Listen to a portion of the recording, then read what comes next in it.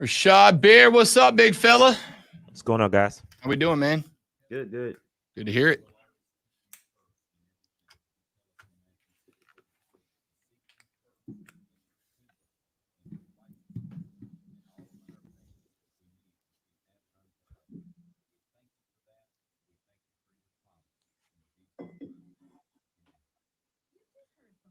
Bow.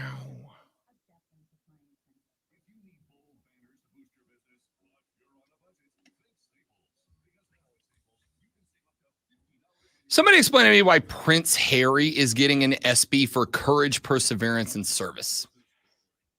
Why? Because he had the stones to not be Prince anymore and yet still be a multimillionaire living in Los Angeles? How brave. I thought he was living in Canada. Is he in LA now? Who cares? I mean, not that I keep up with that or anything. I just how brave of him to be a millionaire. Have you denounced your family and went somewhere else? He didn't denounce his family. He just said, I'm not Prince anymore, which, okay, I'll do that. I'm not a Prince. Nailed it. Hand me an SB. It just sounds like the plot to a movie. I'm no longer the Prince. And then things happen and he suddenly has to be Prince again. And he has to put aside his problems with being Prince to rule the kingdom. So it sounds like you need to go into screenwriting or something, man. You put that together really quick. That's impressive. I am award-winning, Rashad. Just want to point that out. That's true.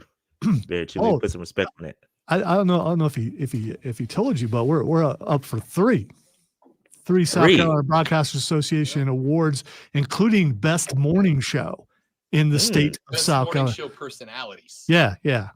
So there's that. Best overall show, which is even better. Just send me a copy of my award so I can put it back here. You know what I mean? Or I'm gonna fax you over the certificate. Yeah, because that's all I get is a certificate. Oh, that's it. Yeah, on, he gets a trophy. I get a sheet of paper. I got a bunch of those sheets of papers, but you know. Why is that? Because it's the Rob Brown show. I think because I don't want to be specific, but they only give out one award per show. Even shows that have like 6 or 7 people on it. Yeah, one trophy. And then the answer, Rashad, is because we're supposed to bring them here and put them downstairs in the display case for the station. And I don't do that. I just take it straight home. I do have a couple at home because people didn't show up. People didn't show up and I accepted the award. So I accepted and took it to my house because my name's on it. Nothing wrong with that.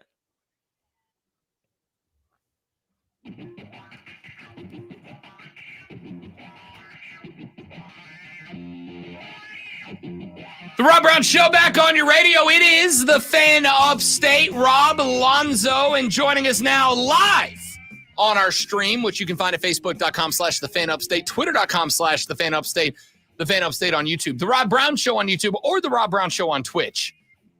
It's Rashad Beard, host of the Panther Nation podcast, a place I demand that you go to YouTube right now and get yourself subscribed to. They are live all the time. They have got good stuff up all the time, great analysis all the time. What up, Rashad?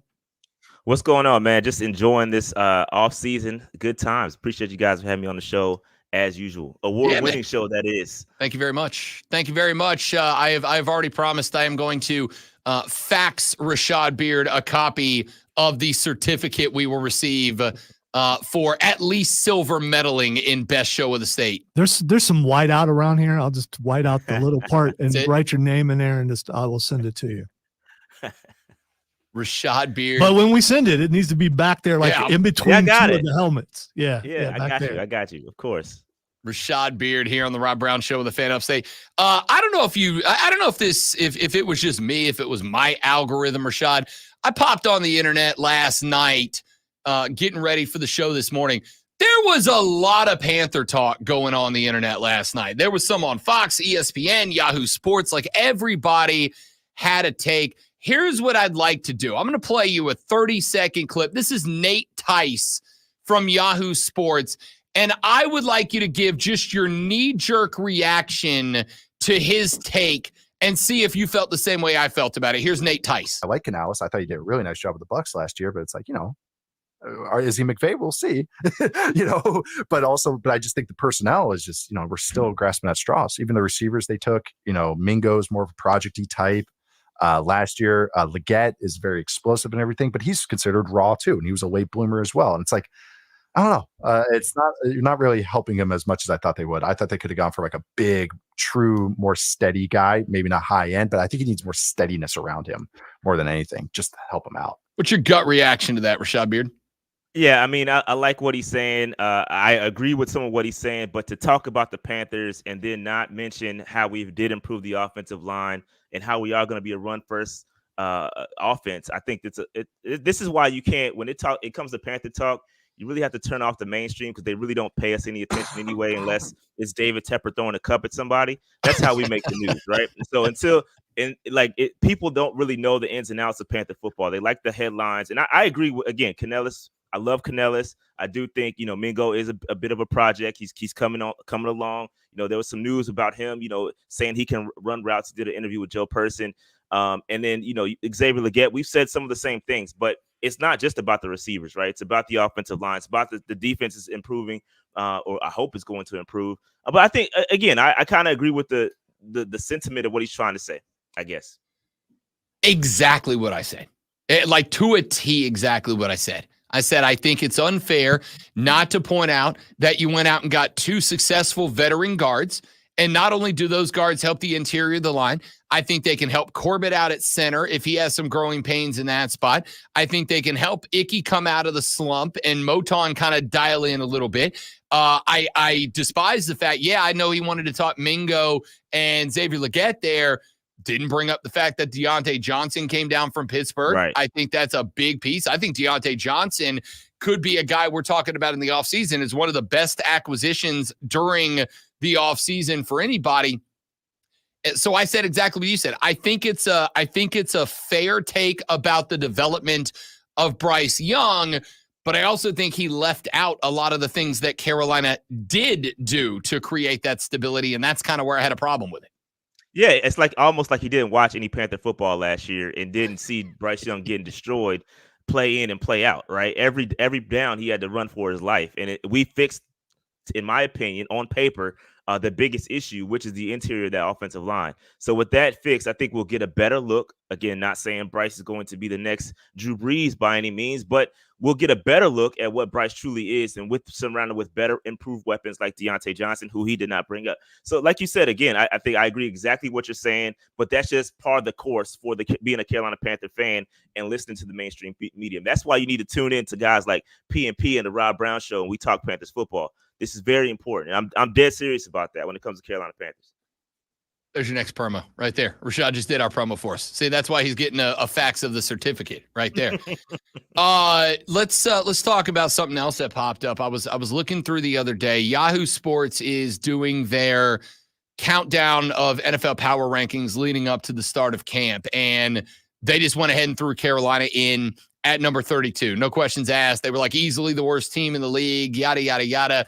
Have they done enough this offseason, in your opinion, to still be labeled or no longer be labeled the worst team in the league? I'm for instance, I look at New England right now, and honestly, I feel comfortable saying I think Carolina's a better football team than the New England Patriots are right now. Yeah, I agree. I don't think we're the worst team in the league, but it's easy. It's easy to say that, right? It's easy to throw the Panthers at the bottom. We didn't do anything last year. And again, according to the mainstream, we didn't do much this offseason. So, of course, folks are going to throw the Panthers at the bottom of the barrel.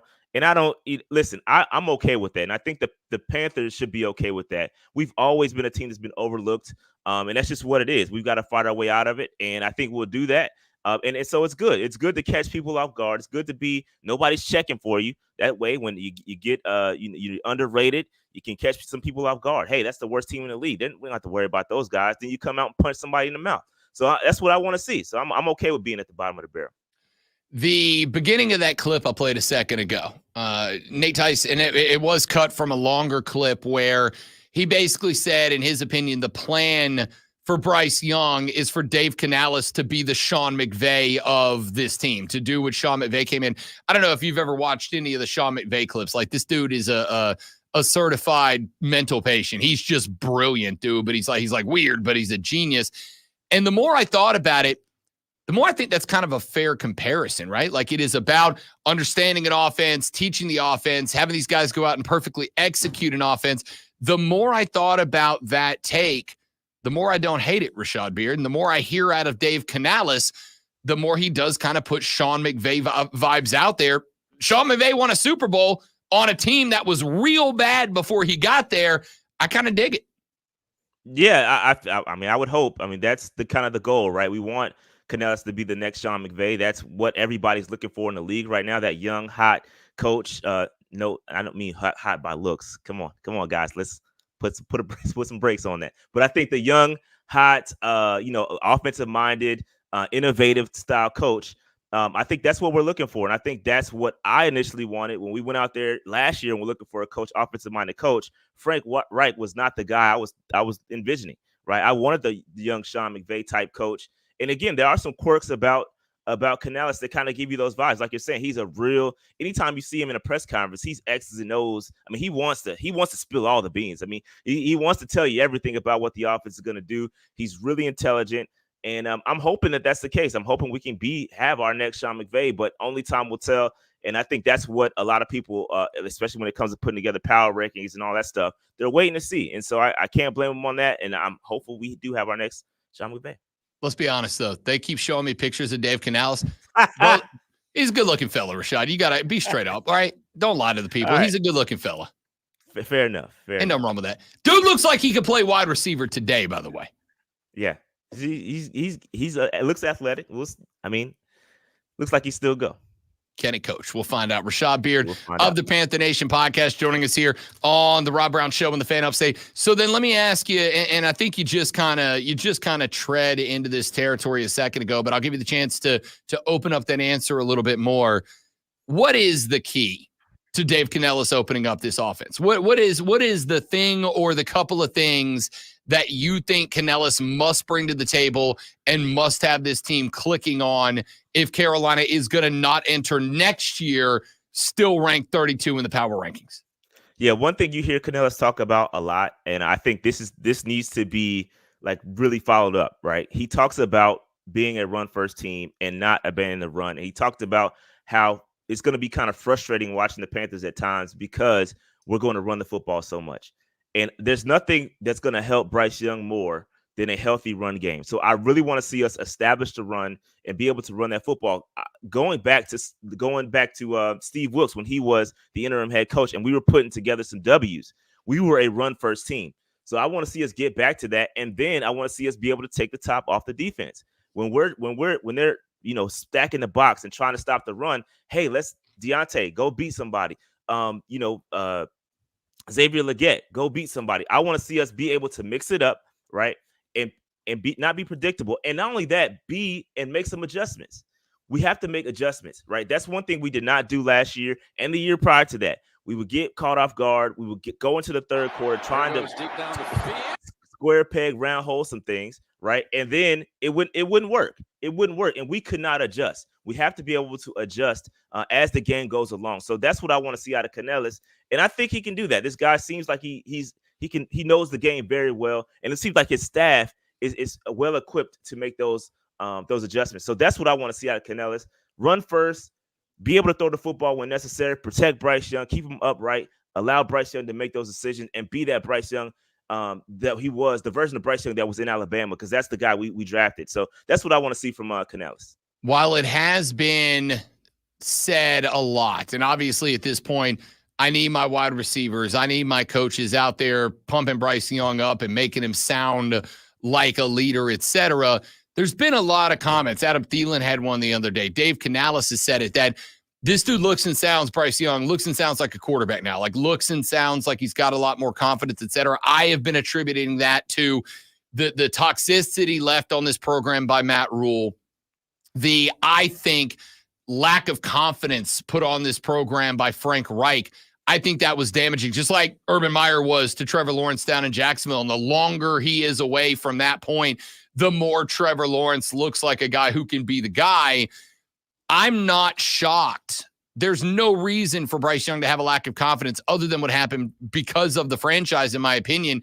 I'm not shocked to be hearing these comments about Bryce Young being more of a reliable leader, a coach on the field, a general on the field. And what I love is Canales has pointed out that while he's not going to be the most vocal guy, he is a leader. He is going to talk, and he's got the autonomy on the field to make the calls he needs to make.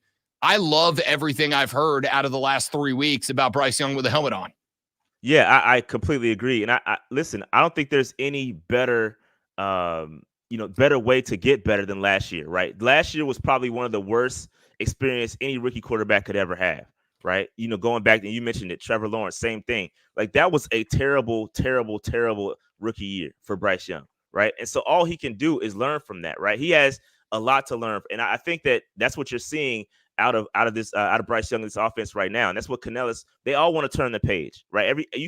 Nobody wants to talk about last year, right? That's how bad it was. And so I think you've seen a lot of guys turning the page, and they want to be better. And I think we're going to be better. I think Canales, again, he is that QB whisperer, and I think he's going to get the best out of Bryce Young. We've seen him do it with Geno. We've seen him do it with Baker Mayfield, who we have a example of how Baker was bad here and got better with the Tampa Bay Bucks, and it's 1-to-1. So we can see that same thing happen with Bryce Young here in the Carolina. So everything sounds good. Everything sounds great. And before we pop out and bust out the Kool-Aid, start sipping on the Kool-Aid, we got to see it. We got to see training camp. We got to see week 1.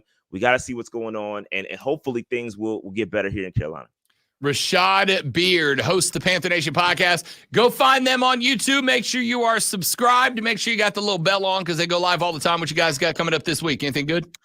Nothing too much, man. Just tracking down training camp, talking about the renovations, all that good stuff. So it's a quiet off season, taking the news as it comes. What's in the cup this morning? Oh, coffee, man.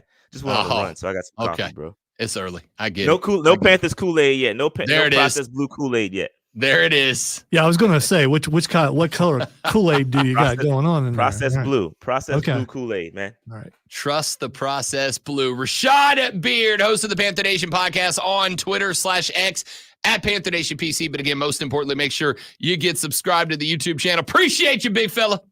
All right, guys. Have a good one. Thank you. See you next week. As always, my guy, Rashad Beard, host of the Panther Nation podcast. I don't know. Has Rashad won an award yet? Rashad's got to have won an award by now, right? Like Best Panther Podcast. He's got to have something. He's number 1 in our book. It's good enough. Lonzo's the number 1 sports flasher. That's it. That's how I'm leaving it. Sitting on the park bench, the Atlanta Hawks used the number 1 overall pick in last night's NBA draft on French power forward Zachariah Ressejo. Ressejo was the first of 4 French players taken in the first round and the second consecutive number 1 overall pick from the country. The selection is Atlanta's first ever number 1 overall pick. The Charlotte Hornets' first selection was French player Dijon Salon. A 6'9" stretch forward, Salon was known as a below